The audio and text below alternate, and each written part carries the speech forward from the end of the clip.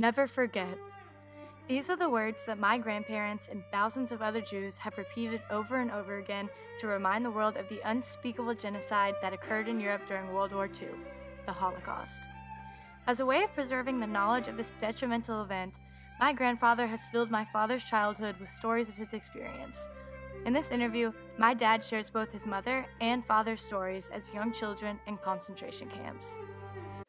My father and I were very close over the years, and I took a particular interest in his life because I found it fascinating.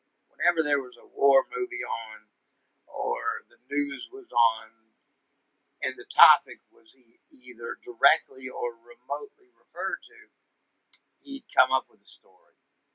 And he knew that I loved to hear it. These vignettes that he told me over the years stuck with me like I experienced them myself. It was a way for him and I to bond, but more importantly, it was a way for me to find out what life is like as a boy in prison camp. The power of these stories not only helped my dad to get to know his own father, but they were a way for him to learn and vicariously experience the dark trials his father was forced to go through at his same age. Stories are one of the most essential forms of folklore, and we experience them in almost every aspect of our lives. Stories give us a way to experience danger and conflict without actually putting ourselves at risk. Even though my father was not in the Holocaust himself, he learned about what it was like by experiencing it through his father's eyes every time he told a story. The coal mine was run mostly by these deputized civilian Poles who were armed and dangerous. They would stand there to make sure that the inmates were doing their work and doing it quickly and hustling. Well, my father, his ability to work was uncanny. And he did the work, he tells me, of two people. And let me tell you why he said he loved the coal mine. Because it was warm, burning warm down there, like being in a sauna. And when he tells this story, when he says that, he smiles, just like I do. It's scary, but it's beautiful because he's making the most of what he's got, even as a boy. Remember, he's only 12, 13 now. So he's loading coal and gets into a conversation with one of these Polish civilian guards, deputies. And he says, "Can you get me some cheese?" And the Polish guy, the guard says, what are you talking about? He says, "I'd like to have some cheese and some milk. Can you get some from your house?" Says, "What do you got for me?" So my father says, "I got these thermal underwear. They're nice." And he pulled his thing aside and showed it to him. And so a business at that instant was born. My father would trade his thermal underwear to these Polish civilians in exchange for things like liquor, butter, cheese, milk, cigars, all this stuff that nobody could get a hold of unless you're in Germany proper. What he did was he strapped all this stuff down and then put his striped pajamas over his body, gave the thermal underwear away in exchange for all that, because the Polish guys didn't care. There was abundant to them. They were just civilians. And he smuggled the stuff back in the camp. Now, what did he do with that stuff? It's not like he could put it on the shelf in the pantry and start eating it. What he did was he befriended one of the Nazis and said, "Hey, you can't get liquor here." He said, "That's right, I can't get any liquor here. They don't let me drink." He said, "Well, I got liquor." So he began to play one side against the other. He was the distributor. He would obtain the goods from the Poles, smuggle it in, then trade those goods to particular Nazis who were corrupt in exchange for favors. Like instead of what did I say earlier, that he had to get up at 4 o'clock in the morning and start working, a little extra sleep, a little extra food, a little extra bread, a little extra soup, all that stuff will keep you alive in the long term. Bottled liquor won't do it. He continued this for a long period of time. Long enough such that other Nazi soldiers begin to find out, the people that actually were in the German army that ran the camps, they couldn't get the kind of stuff that Dad was smuggling in the camp. Like, unless there's no place to buy a cigar, you can imagine. It's a prison camp. It's a death camp. Well, he did this for a long time. Life was good at 12, 13, 14 years old, 13.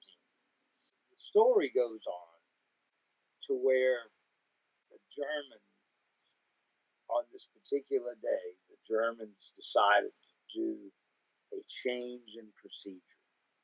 You had to turn in and account for your old thermal underwear before you could get another pair. Well, on this one particular day,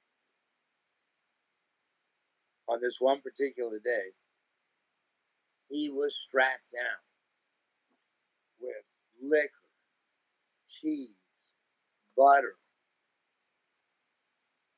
and salami. He was strapped down with it. Had no thermal underwear on, just the thin striped pajamas. He noticed something when the quote unquote whistle blew at the end of the workday, and they gathered everybody up from the coal mine, marched them back to the camp. He noticed that the commandant was outside with 2 guards. Not outside, but he noticed through the barbed wire. He was on the outside returning to concentration camp, to the labor camp. But he noticed something odd, and that was the people in charge were standing there waiting on everybody to get through the gate. They put everybody in a line side by side. One by one, the commandant, with a Nazi soldier here, machine gun, and a Nazi soldier here, machine gun. One by one, the commandant had the inmates searched as they stood in this horizontal line facing the commandant. My father's time, he knew, was up. They would discover that he was strapped down with goods that he had been smuggling, and they would just shoot him on the spot. So his heart was racing, and the search began of each of the inmates who were in the line. When the commandant got to my father, he must have known about the fact that my father was the guy smuggling in the goods that he too was partaking of. As the commandant went through the line and got to my father, he stood as close as he could to my father, nose to nose. Backed up, went to the next guy. He was in on it. It's an unbelievably heroic story. Now that's just one of many things that my father did for himself to stay alive and for other people. This form of folklore holds significance not only to my father's family, but to the entire Jewish community. The value of preserving these stories is immense. They serve to permanently remind the world of the millions of deaths of innocent people that occurred during World War II. Without the passing down of these stories, humanity would likely forget and eventually repeat its mistakes. I gotta say, I'm proud, all in all, the experience of growing up as first generation has had it, first generation American, second generation survivor. The experience of growing up and living my life each day has been a challenge on the one hand, but extremely rewarding on the other, because I can appreciate human suffering, having been the son of two people that we're so close to. Worldview can be defined as a comprehensive conception or realization of the world. My dad's own worldview has been shaped by the hardships his parents went through at such a young age. He now views human suffering with a deep understanding and respect that would be very different had his parents not experienced such hardship. These inspiring stories demonstrate some of the key aspects of folklore and that they display the best of humanity through bravery, strength, and compassion of children, and they bind us to the past while playing a hand in shaping the future. I feel immensely proud to come from a family of survivors, and the strength that my grandparents and the entire Jewish community hold because of the Holocaust connects it to folklore more than any other concept. We are the folk, and through the telling of these stories, we are united.